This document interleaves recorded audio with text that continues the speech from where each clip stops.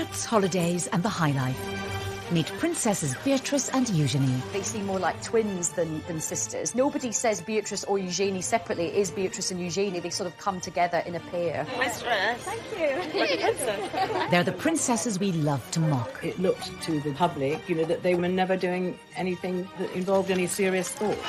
Their parents, Fergie and Andrew, have brought shame and scandal on their daughters. You're an embarrassment, sir. They've done so many things which are almost unbelievably stupid that inevitably the daughters are dragged in. I let the side down. Simple as that.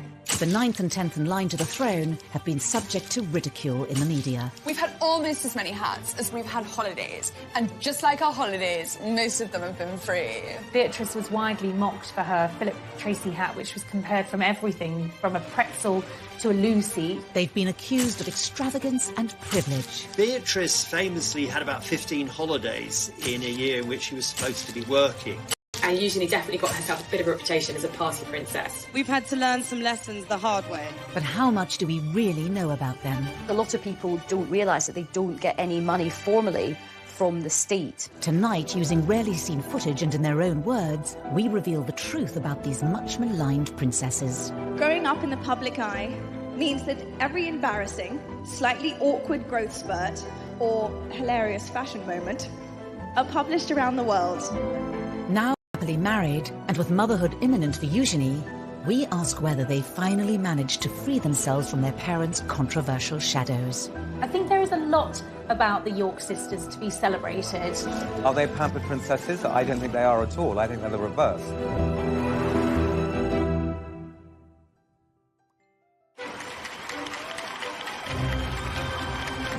August 1988, the birth of a princess. A first child for Prince Andrew and Sarah Ferguson.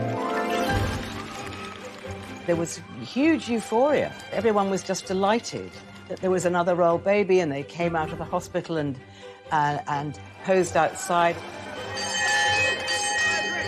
From all the chambers of London, congratulations to Her Royal Highness on the birth of a baby girl. It was kind of national jubilation because here was the first royal princess since Princess Anne. Princess Beatrice Elizabeth Mary, blissfully unaware of tradition or ceremonial, took over the proceedings. She was startlingly well behaved, but she did seem to have a sense of occasion. The name Beatrice was really, it was Queen Victoria's daughter, Beatrice, that she was named after. She's Beatrice Elizabeth Mary. So Beatrice has the names of all English queens since 1910. Within 2 years, there was a sister for the young princess. Princess Eugenie arrived 19 months after her sister Beatrice in the March of 1990. The Duchess emerged from the Portland Hospital, ready to give the world the first glimpse of a new royal baby. Princess Eugenie was fast asleep, blissfully unaware of her celebrity status. I think everyone was still wishing the Yorks well, and this was an exciting new addition for the family, even if people weren't quite sure how to pronounce Eugenie's name. Prince Andrew's children would be royal highnesses and princesses. Unless he said, look, I don't want them to have titles. Princess Anne had turned down titles for her children, Peter and Zara.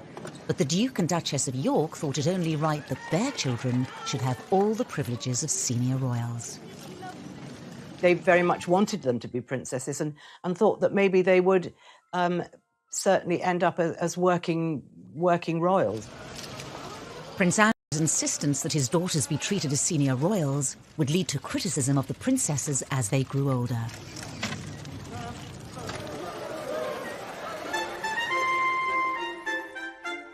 But to really understand the attacks on Beatrice and Eugenie, you have to go back to the marriage of their parents. It was very much the fairy tale, and I think the British public bought into it. Here was the Queen's favourite son getting married to the vivacious, pretty, bubbly, and, very likeable Sarah Ferguson. And at first, the newlyweds could do no wrong. I think Sarah was a breath of fresh air. The royal family really took to her. She just was really suited to Andrew and made, more importantly, Andrew very happy. Kiss her then. Why don't we kiss Go you? on, hurry up. Why? Hurry up! Start filming, quick. Go on, dare you. You're a monster. But the Duke and Duchess of York's honeymoon period with the tabloids didn't last long. This is in an era, the mid-80s, when the monarchy had become tabloid fodder. The era of deference was over, and Fergie and Andrew were great for the tabloids. And that's fine if the tabloids like you, and it's fine if you don't in any way misbehave. Fergie came in for a huge amount of criticism for her lifestyle, for her fashion, and what the tabloids called her work-shy attitude, nicknaming her royal idleness. All attacks her daughters would one day have to endure. There was a time where she could do no right with the press. Sarah would come in gung-ho, maybe not in the right outfit, maybe say sometimes the wrong things, and the press saw... While their mother faced an increasingly hostile press, Beatrice and Eugenie spent a privileged childhood at Sunning Hill, the estate given to Prince Andrew by the Queen as a wedding gift. They had built this rather extravagant, very modern palace, which was famously likened to South Fork in the Dallas TV series, and it obviously became known as South York. So their early days were spent there. They were probably far more indulged than ordinary children. I remember going once to the house where they were staying and being absolutely astounded. There was a little sort of building in the garden, and it was absolutely full of Barbie dolls. So they had a lot of stuff, but they were very, very well brought up. Beatrice and Eugenie were also doted on by their grandparents. The Yorks lived a short drive from Windsor Castle and visited often. The Queen adored Eugenie and Beatrice. She saw in them something of her own relationship as a child with Margaret.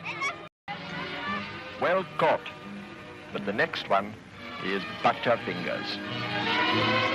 They would often go and have tea with the Queen and Prince Philip, and I think, again, Fergie said that they had, 3 sets of manners. One was for home, one was for when they were out, and the third lot was when they were with the Queen, and they had to be very careful and mind their P's and Q's.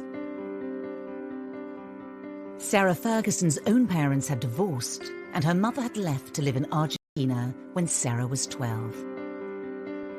I remember Sarah once telling me that she wrote a letter to her mum, actually blaming herself for mum leaving. She thought it was something to do with her, and she wanted to be there for her children all the time and have that special bond and that special closeness. Within the first few years of the princesses' lives, Andrew and Sarah's marriage was showing signs of strain. As a serving officer in the Navy, Andrew was spending just 40 days a year at home, leaving Fergie to bring up the still young Beatrice and Eugenie alone. I think the cracks started to show when Prince Andrew was away so much with the Navy. He wasn't with her.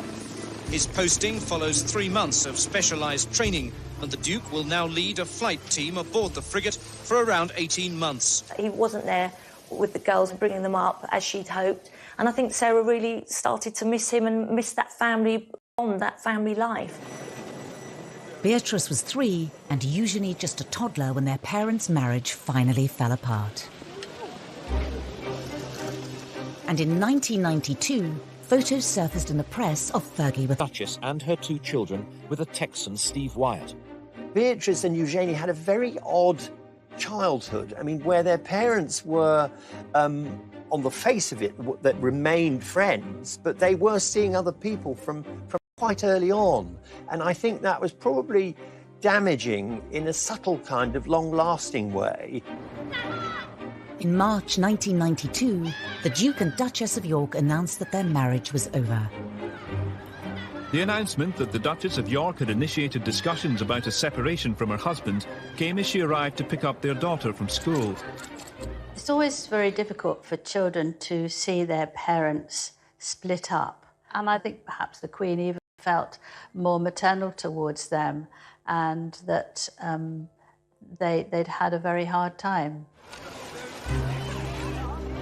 5 months after the York separation, Sarah Ferguson was photographed by the press with another man, John Bryant. Yet again, Beatrice and Eugenie were with her. Fergie and the children were round the pool, and she was topless, and John Brown was kissing her toes. Beatrice and Eugenie are in the background. I mean, they're there, they're sort of parties to what was going on between Brian and their mother.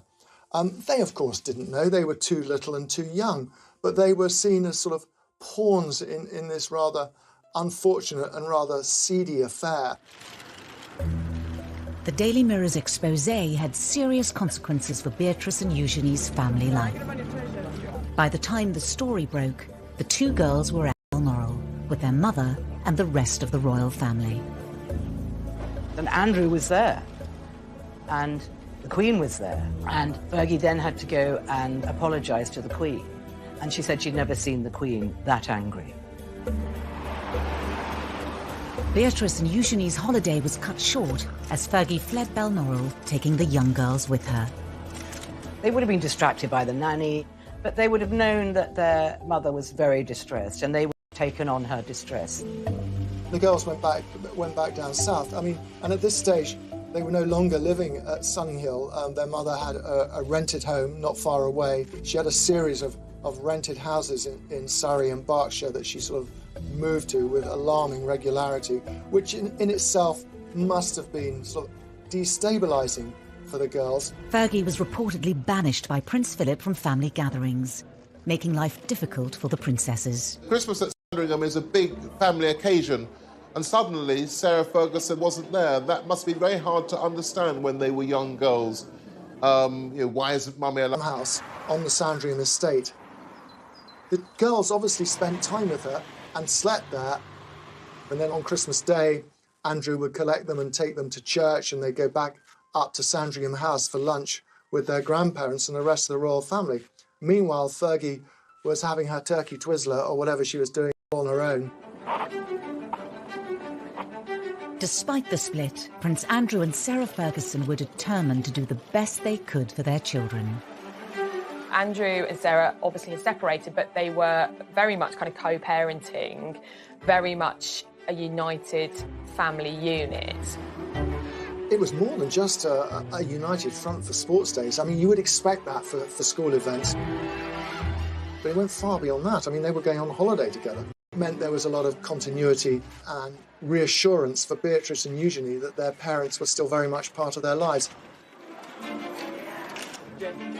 Despite their best efforts, Andrew and Sarah's marital problems created major upheaval for Beatrice and Eugenie. But the girls would also face their own personal issues. Beatrice, at the young age of 7, realised something wasn't right. She was finding it very difficult to learn.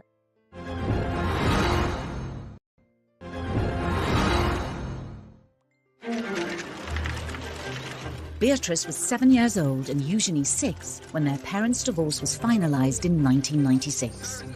Needing to pay off debts of more than £1 million, their mother took work in the United States. Their mother was spending a lot of time in the States, really trying to clear off an enormous debt that she'd accumulated, from TV projects to book projects. You know, Sarah was literally trying to do anything she could to get herself out of spiralling debts.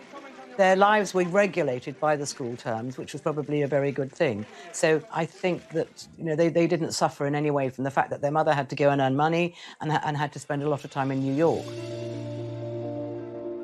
But as her mother was increasingly away, Beatrice was facing up to her own difficulties. She'd been diagnosed with dyslexia. Beatrice, at the young age of 7, realised something wasn't right. She was finding it very difficult to learn, and she was worried she was going to get teased from others and wouldn't fit in.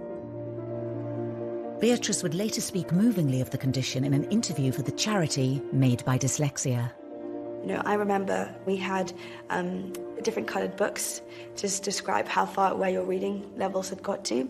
And I was always on the white books. My best friends were always on the yellow books or the green books. They were so far ahead. And I think at that stage, those moments of doubt just pop into your head. Bending royal tradition, it was decided to keep Beatrice at a local school in nearby Ascot. I think Sarah felt it very important that Beatrice was made to feel very secure and that her mum was just round the corner if needed.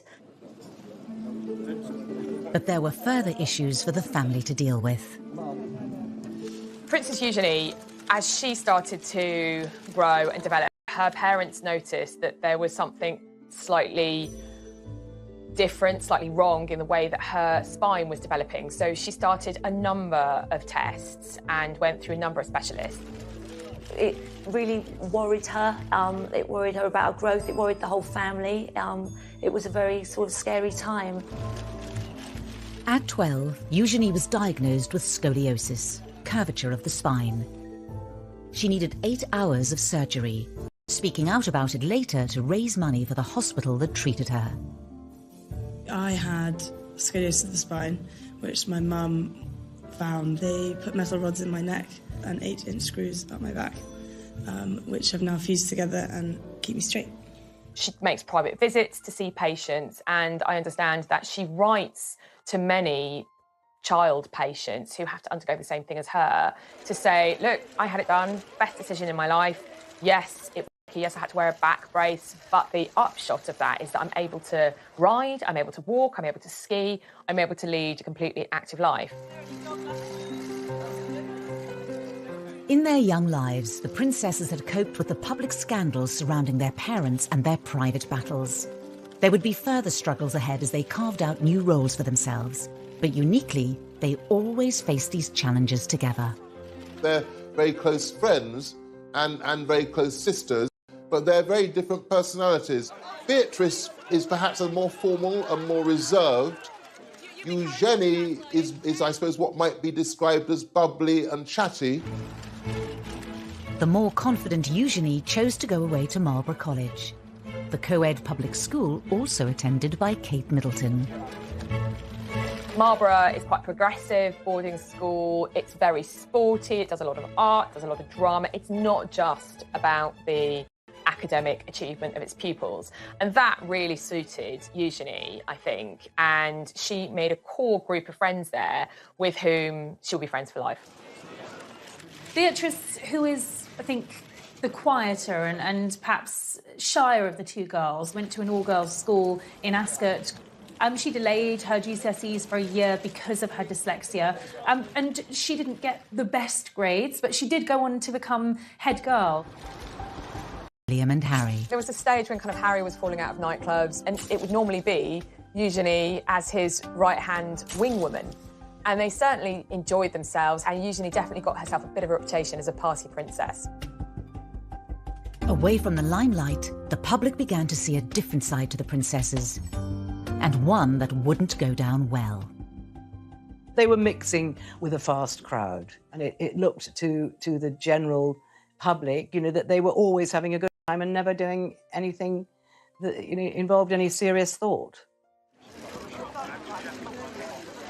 The press was beginning to draw comparisons between Eugenie and Beatrice and their parents. I see myself as a mini mummy, so I kind of have this sort of image that anything you could do, I want to do better. So I want. I have to tell you, that's easy. The comparisons were not always favourable. When Eugenie went globetrotting on a gap year to mark the end of her A-levels, the tabloids weren't far behind. The suggestion really was that here was a couple who were living beyond their means, cashing in on their royal connections, and weren't Beatrice and Eugenie going to be just the same? It was almost as if they were tarred with their parents' brush from the outset. Eugenie went to South Africa and on to the Far East. She was sort of flitting from country to country, as most middle-class young people do who take gap years. But of course, she was accompanied by police bodyguards, and that meant we, the taxpayers, were paying for policemen to accompany her to the fleshpots of the world. The taxpayers' share of the bill added to the reported £500,000 already spent on the princess's protection each year. Prince Charles decided, as they would not likely to be very senior royals, that this was too much for the public to pay, so he stopped that. Prince Andrew was so angry that he wrote a note to the Queen saying that he wanted them to be considered as proper royals and he did not want the protection officers to leave them. Usually the Queen gave in to him. She had this huge soft spot for him and he could persuade her to his way, but this time she refused. Written off as pampered princesses, Eugenie and Beatrice tried to keep a low profile. And in 2010, the sisters, now just 20 and 21, found themselves embroiled in another of their mother's scandals. She was caught on camera, essentially selling access to her husband and to someone who she believed was a sheikh, but was... When you can, to me, open doors. New Prince Andrew? Yeah. Is that a deal? Yeah. It was a nightmare for Sarah Ferguson. It was a nightmare for her children. It was just a sort of a nightmare for everyone. Beatrice was with her mother when the phone call came, warning them that the News of the World was publishing the exposé. Beatrice, who was at a party held by Naomi Campbell, the model, just kept asking her mother, how did this happen? You know, and they left the party immediately, effectively went into hiding, knowing that once again, her mother's reputation was about to be completely trashed. Beatrix admitted that she spent several days crying, and one of her friends went and stayed with her overnight for 2 days because she was so traumatised and so unhappy. Her anger was directed at the press. And just as they have done throughout their lives, Beatrice and Eugenie leapt to the defence of their mother. They called themselves the tripod, and that's exactly what they were. They leaned on each other, they depended on one another, they were absolutely a unit, and nothing was going to come between them. Over the coming years, it would be the turn of Sarah Ferguson to defend her daughters against their critics. People have been...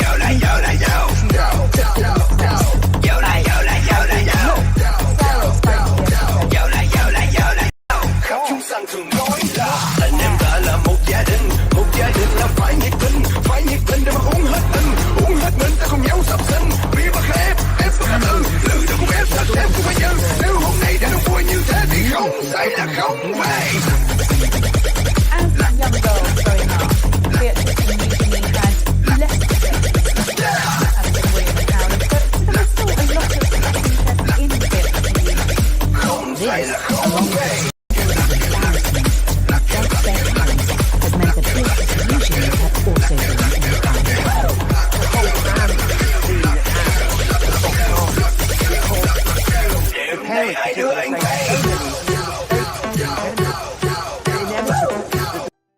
so brutal to them, particularly in the press, about how they look. And Sarah spoke to the editor of the Daily Mail at the time and she said, look, just back off. It's not fair.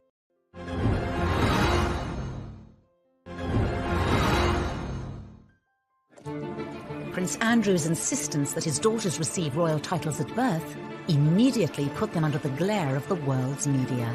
As young girls growing up, Beatrice and Eugenie had less of a place in the spotlight.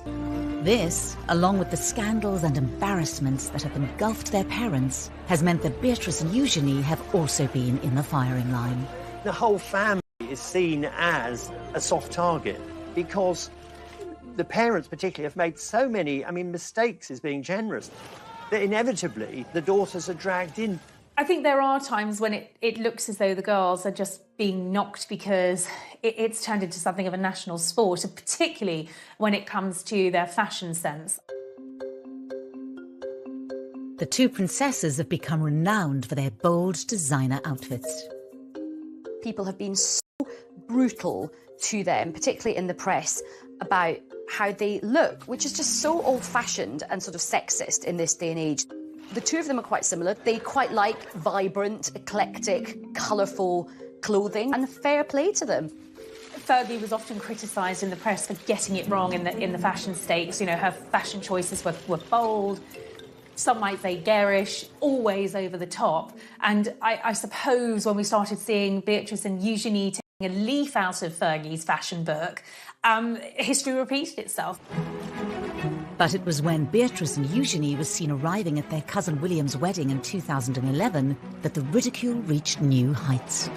I don't think they will ever live down the outfits that they wore to the royal wedding. Sarah had paid a fortune to have them styled for the wedding days so that they looked the part.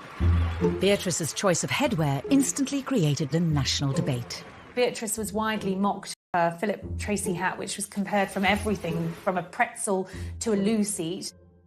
She became a meme instantly. There were lots of jokes going around that it was like a television aerial. This hat was like another guest. It was like the most talked about guest at Kate and William's wedding. Within hours of the wedding, the Silk Fascinator, costing around £2,000, had earned its own Facebook page, and hundreds of photoshopped images of the headpiece were shared online.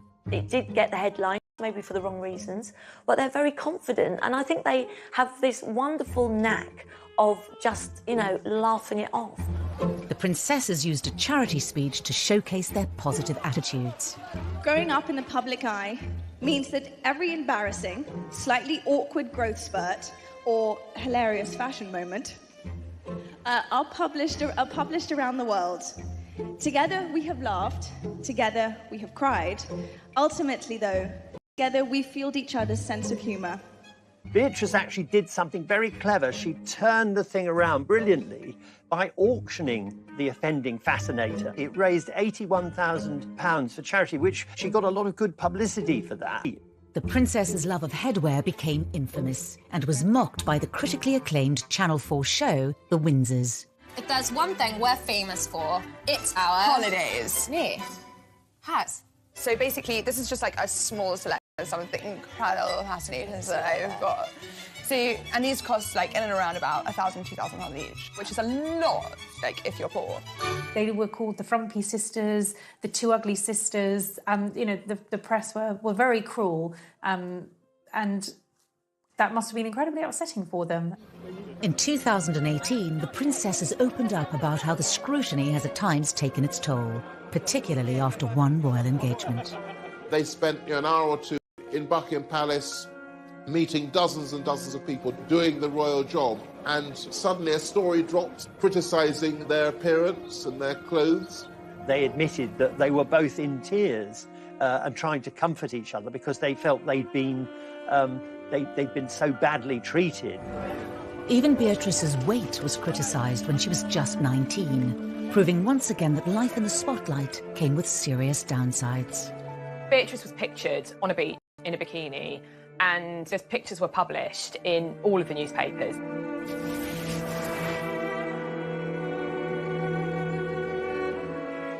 Sarah was really upset, and she is very protective of her daughters. And I think she spoke to the editor of the Daily Mail at the time and just said, look, just back off. It's not fair. Sarah also used an interview about her TV programme, The Duchess on the Estate, to plead with the media. Everybody is talking about these zero models walking up and down the catwalk, and then they say they're all too thin. Victoria Beckham's too thin, and this person's too thin. And then someone who's a good size 10, oh, she's too fat, she doesn't take drugs, she doesn't smoke. You know, she's going to university in September reading history. Give the girl a break. It was probably reminding her of the fact that she had a very hard time in the press when she was younger as well. It's partly guilt by association. They're an easy target because their mother's always been a target. Even as they reached adulthood, the princesses struggled to escape their parents' shadow. I think that a lot of the things which have been said about Beatrice and Eugenie were kind of as though they were their parents' appendages and as though they weren't independent people. There is one area of Beatrice and Eugenie's lives that gets very little press coverage. I think people don't realise that both Beatrice and Eugenie do actually have full-time jobs, and they have built up their own independent careers. And of course, a lot of people don't realise that they don't get any money formally from the state. When it comes to their careers, Beatrice and Eugenie are often tarnished in the media by their parents' reputations. Eugenie, we're going to have to get jobs. Is that like when As titled princesses, it was expected that Beatrice and Eugenie would become full-time working royals. When Charles made his vision for a streamlined monarchy really very clear around the time of the Diamond Jubilee celebrations, and that was a big issue for Andrew. His view was that they had the HRH titles, therefore they are blood princesses, therefore they should be full-time working members of the royal family. It didn't pan out that way, and that definitely caused tensions between the royal brothers, Charles and Andrew. For Beatrice and Eugenie, the dilemma of being non-working royals who have princess titles lies at the heart of many of the issues they have to grapple with.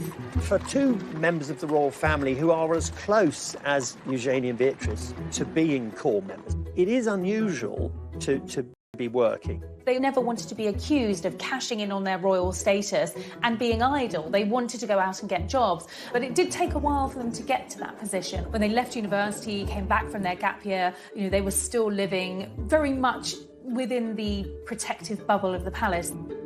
In 2011, Beatrice graduated university with a 2-1. After a year working in New York, she embarked on her current career in the tech industry, splitting her time between the UK and America. They've both actually done incredibly well. Beatrice is the Vice President of Strategies and Partnerships at an artificial intelligence agency, so she's really quite senior in the tech world. Eugenie followed in the footsteps of Beatrice. After also graduating with a 2-1 in 2012, she too moved to New York, but embarked on a very different career path to her sister. Eugenie has seemingly always been interested in the arts, and she went to New York and worked for an online art business. Eugenie had also begun a relationship with her future husband, Jack Brooksbank, who she'd met on a ski trip. After dating long distance for 2 years, Eugenie returned to London in 2015. And then she came back and got an amazing job with a huge international art dealers called Hauser & Wirth in Mayfair. With careers outside the monarchy, Beatrice and Eugenie have gained experience out of reach for many of their royal relatives. They have one foot in the royal family because they still go to events with core members of the family, and they have one foot in the real world. They do it because they want to work and they're very grounded and they like being around normal people. Distancing themselves from their parents' reputations for failed money-making ventures, the girls forged more stable paths. But as members of one of the most famous families in the world, how normal can their lives really be?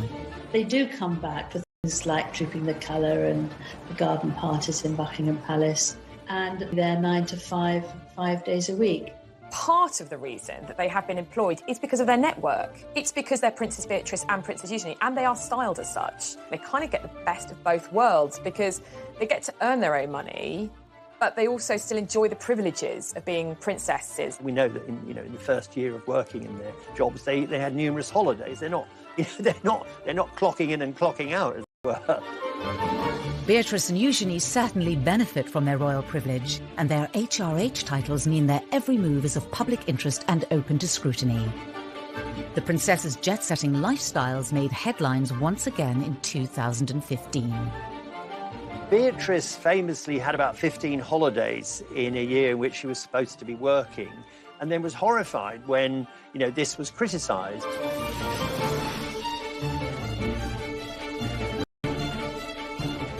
She clearly thinks this is her private life. If her employer is happy, then that's absolutely fine.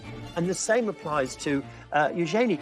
The princesses had clearly inherited Andrew and Sarah's love of the high life, and although not paid for by the state, the many holidays fueled their reputations as pampered princesses.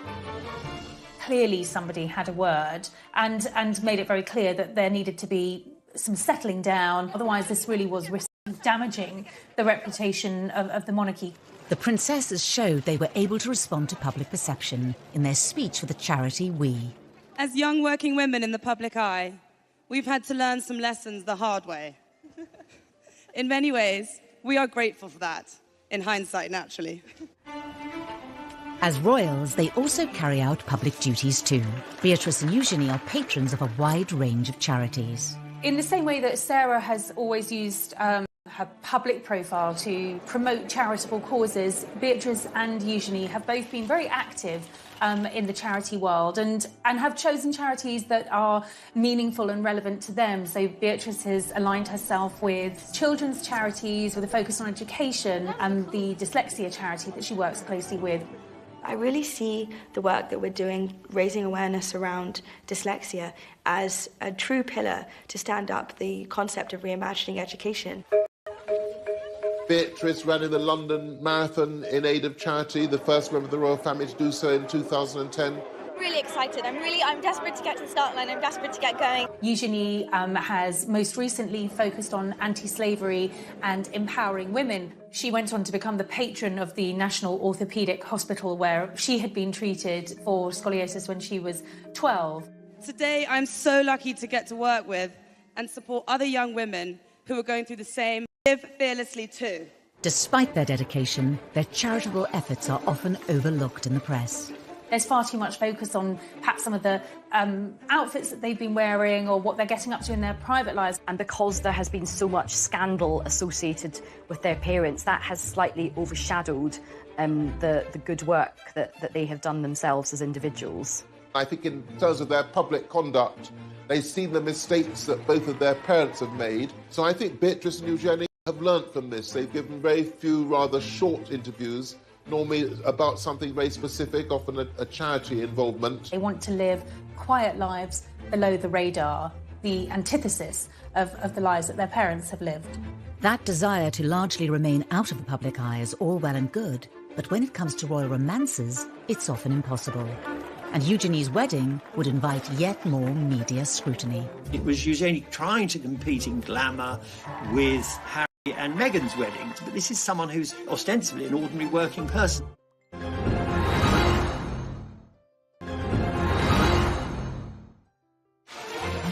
The world's media love a royal romance.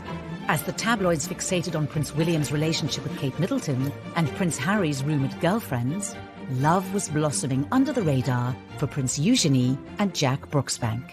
It was something they talked about in a rare TV interview watched by millions on the BBC The One Show. We were skiing, weren't we? In a friend's place in Nendas, next to Verbier. We were skiing, which was amazing. Love at first sight. Was it? For the pair of you? We met when I was 20 and Jack was 24 Yeah. and fell in love and we had the same passions and drive for life. They were introduced through mutual friends. He was 4 years older than her, got into Stowe School, came from a good background. What a lovely couple, great fun. Jack is just very relaxed, very normal. They both like to have a sort of late night, have a few drinks, and it was just an instant chemistry and attraction. Eugenie hadn't had actually a very important or long-term relationship up until then. They dated for 7 years before they got married.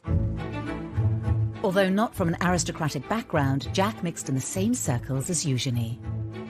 They've got similar mutual friends.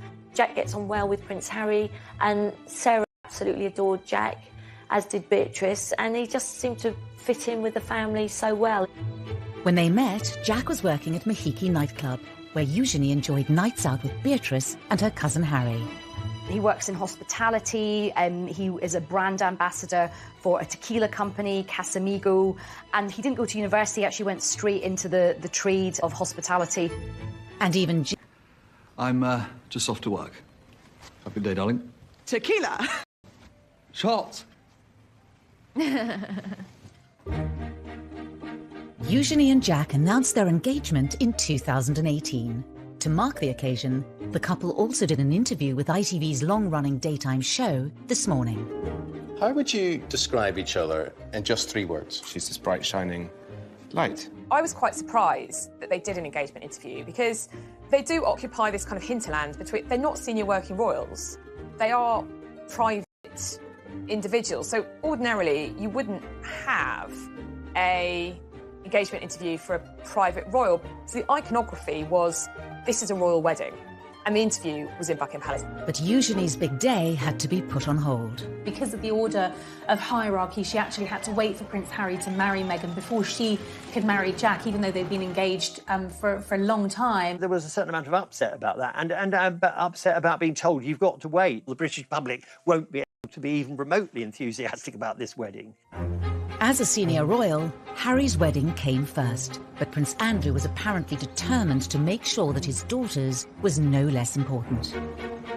I think particularly Prince Andrew, he's always been a bit miffed that they were never made full working members of the royal family. So I think this was his opportunity to really show them off to not just the country, but to the world and say, yeah, my daughters are absolutely up there with, you know, William and Harry.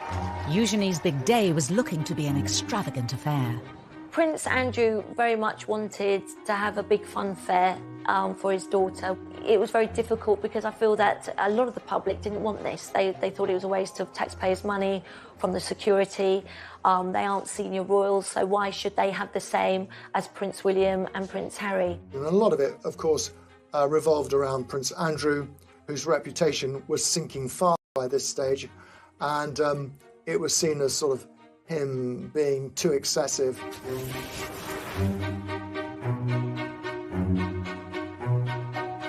The reception wasn't footed by the taxpayer, but it was thought that all in all that the whole wedding would have cost between about £2 million, £2.5 million, and it was felt that quite a big chunk of that would have been for security. Eugenie already seemed to be an easy target in the press because of her parents' reputations, but the excessive nature of the wedding opened her up to serious scrutiny. She was once again branded the pampered princess. It was Eugenie trying to compete in glamour with Harry and Meghan's wedding, but this is someone who's ostensibly an ordinary working person. And it kind of highlights this slightly problematic tightrope that both are working members of the family. The wedding went ahead as planned. On the 12th of October 2018, Princess Eugenie and Jack Brooksbank married at St George's Chapel, where Harry and Meghan had wed earlier that year. I don't think any of us quite knew what to expect of this wedding. Were the crowds going to turn out for this big day? It actually was a great success. The crowds were out. Eugenie wanted the big fairy tale wedding at Windsor Castle, and that was what she got. When it came to numbers, Eugenie and Jack did certainly outdo Harry and Meghan, with 200 more guests at their nuptials. The wedding was huge. I mean, I think there were 800 guests, but Fergie has a lot of friends and she loves parties, and she loves organising parties, and it was never going to be small. Among the 800 guests were many well-known faces. Eugenie and Jack's wedding was a royal wedding, like no other, quite simply because Eugenie has a contacts book just like her mother's, packed with VIPs, famous people who aren't just famous people, they are her friends. There was Naomi Campbell, Cara and Poppy Delevingne, Demi Moore, Robbie Williams was there. In fact, Robbie Williams' wee girl was one of the Flower Girls. There was another night of partying at the Royal Lodge, and this was a big affair with dodgems and sort of fairground rides. It certainly was star-studded, but of course Eugenie and Jack's families were central to the celebrations.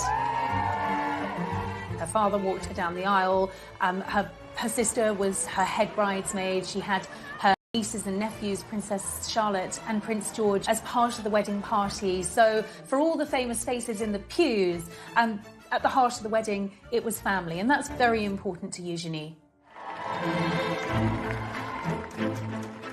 Despite years of having her fashion sense mocked, Eugenie's outfit choice on the day was widely admired and held great personal significance for the royal bride. There was a lot of speculation in the press about who'd been chosen to design Eugenie's wedding dress, and Pilotto was an unexpected choice, but the dress was beautiful. It was very different to anything we'd seen a royal bride wear, in that the back was deliberately low cut, and Eugenie later explained that she'd deliberately chosen that style to show off the scar from when she'd had her operation as a 12-year-old girl to correct the curvature of her spine. And the other thing is that she was wearing this beautiful tiara with emeralds in it, which was lent to her by the Queen. The tiara from the Queen was to show the strength and the closeness of their relationship. Whilst the weddings of Harry and William were broadcast to the world on the BBC as well as other channels, his people asked the BBC if they would televise it, and the BBC said no. In the end, the ceremony was broadcast on ITV in an extended episode of This Morning, watched by 3 million people. There'll be a few more people than most people.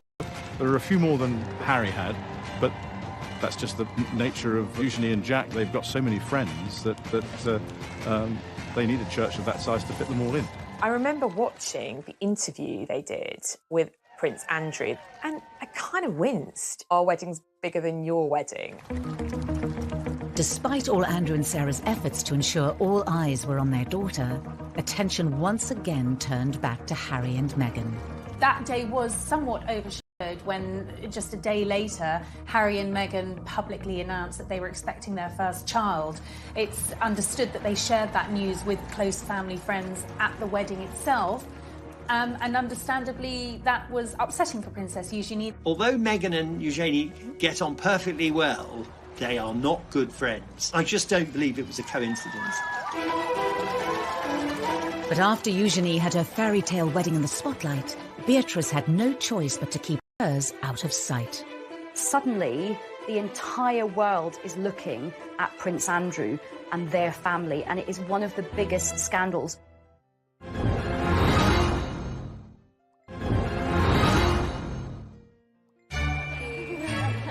Thank you. Before Eugenie's marriage in October 2018, many had expected that older sister Beatrice would have been the first to walk down the aisle with long-term boyfriend Dave Clark.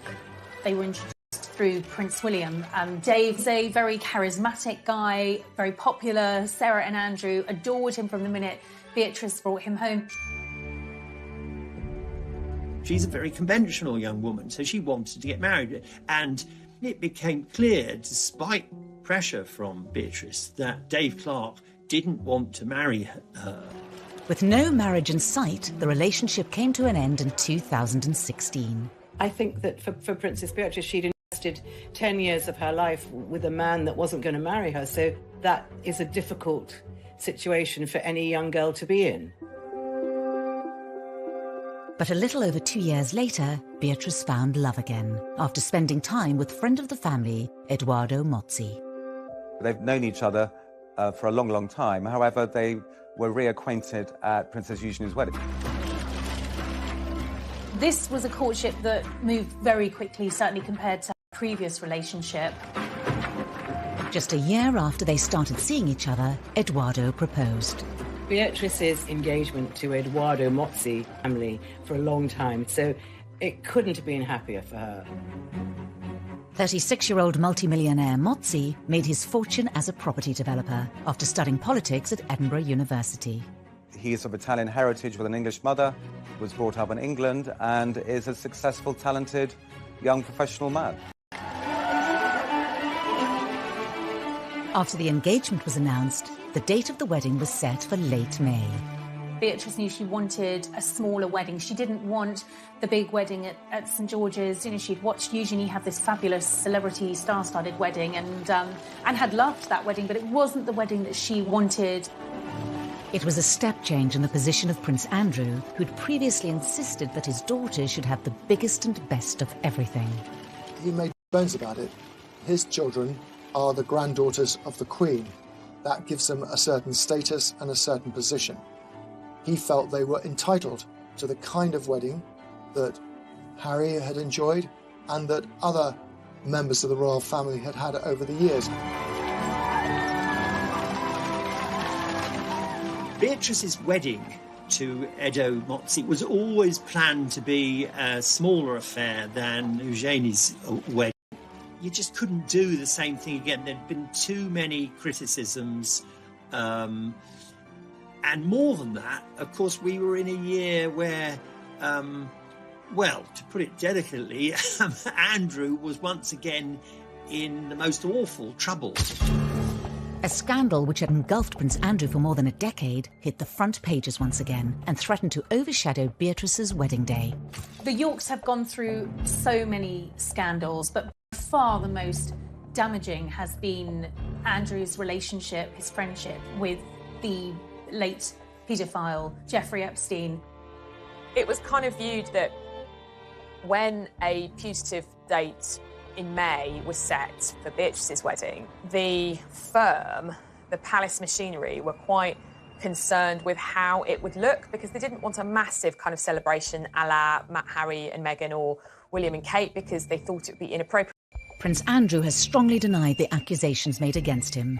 In an attempt to draw a line under the affair and clear his name, he agreed to do a rare interview with the BBC inside Buckingham Palace. The Newsnight interview, which apparently Beatrice got slightly involved with because she thought they could sort it out, but of course it just got worse. Do you regret that trip?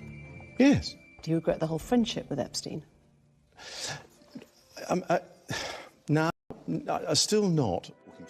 The whole thing was just such an unmitigated self watching it. Really, really protective of her father. She probably felt angry at the BBC.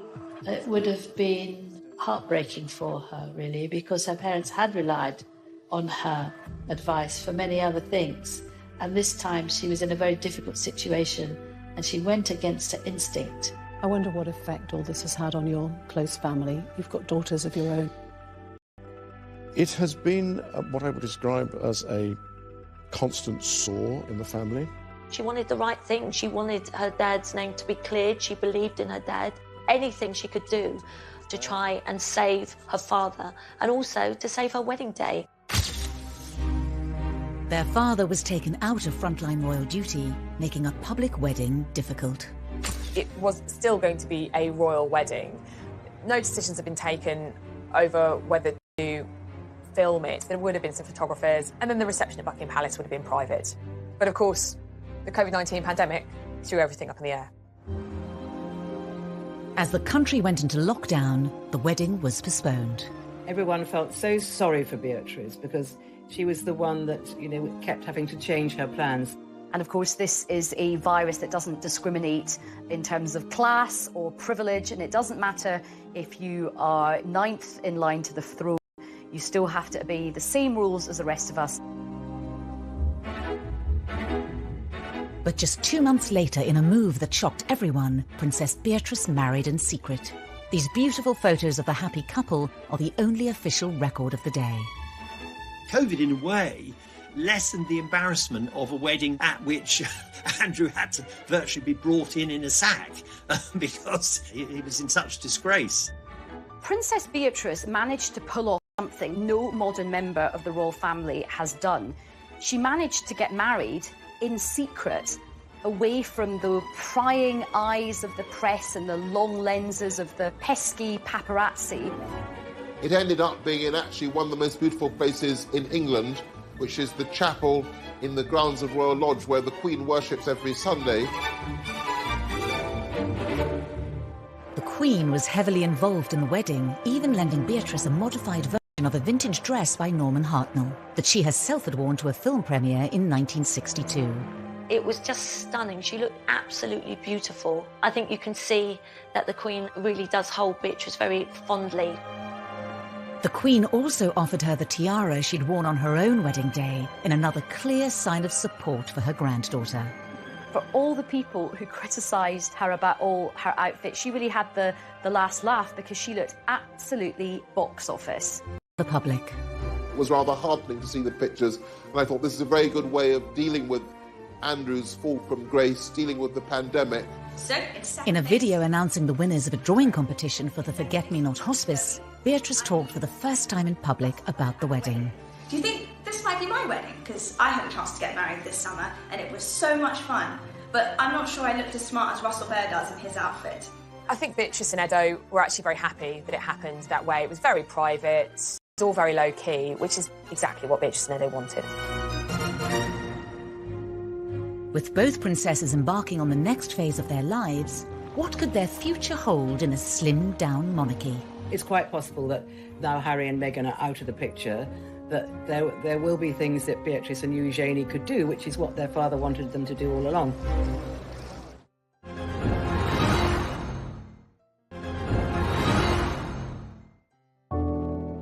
Since their marriage in October 2018, Princess Eugenie and Jack Brooksbank have been living together in London.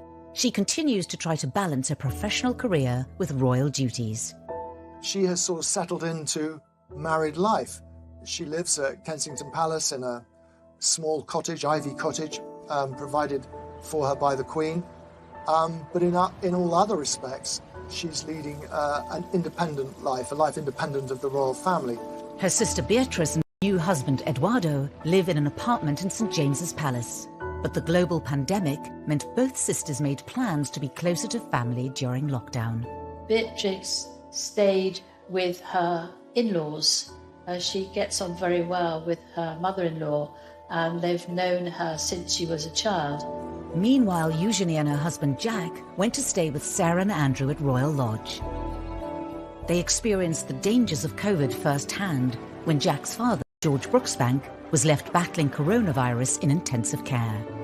In a touching video, Eugenie posted their thanks on her Instagram account, where she has 1.2 million followers. A huge thank you to everyone at the Brompton Hospital for what you've done in saving my father-in-law's life. George came back home to us the other day, so happy. I wish everyone all the best, and thank you so much again for everything you do. Both York sisters have continued their work with the charities of which they're patrons. even under lockdown, hosting an awards evening over the internet for the Teenage Cancer Trust. We wanted to let you all know that you're not all nominees, you're all winners. I think we could see the great work these girls do, that even with this pandemic that we're all in, it was so amazing and so special for those that were winning these awards. So thank you so much for sharing today and for doing all that you can to tell people their own ways of managing very difficult things, and also to, I think, inspire them. Beatrice has been an ambassador for the Forget-Me-Not Children's Hospice for more than 8 years, and during isolation sent a heartfelt message of encouragement to the young people and families who were supported by the charity. I know that this is an incredibly challenging time, especially for those living in isolation, not receiving that face-to-face support, which is delivered by the incredible nurses and staff at the hospice. Between them, the sisters are patrons and ambassadors for 17 charities, which they support in their spare time alongside their full-time jobs. This dedication appears in stark contrast to their portrayal as spoilt and brash princesses in the media. So they may have had criticism because people didn't like their hats, which is fairly absurd. They see themselves as having a duty to the Queen to be good princesses for the rest of their lives and to do great charitable work and support the country and the Queen. I don't ever hear anything unpleasant about them. Everybody that meets them says how charming they are, which is really nice. And nice for Fergie too, because it means at least she's done something right. Throughout the scandals and deep embarrassments, the York princesses have remained loyal to their disgraced parents. Prince Andrew and Sarah have the most amazing relationship. It was one of the happiest divorces I've ever known, and they get on so well, and they even live together. Their parents are always in papers, usually on the receiving end of pretty negative headlines. And I think to a degree, the girls have been tarred by the same brush. I think they've been in a very difficult position. They have had the burden of the HRH title whilst trying to create independent lives for themselves. I think sometimes it might be nice to see them celebrated for some of the good things that they do. We're working on it. Thank you for talking to us. Thank you. So it's as if everyone's waiting for them to make a bigger blunder. You know, the parents have been a godsend to the newspapers for 30 years. You just have to wait, and they'll do something even worse than the last thing that they did. But I don't think the daughters will do that. The York family have created their own sort of fortress against all the sort of slings and arrows that have been thrown at them. And I suspect that Beatrice and Eugenie just get on with their lives. And I think that they're married.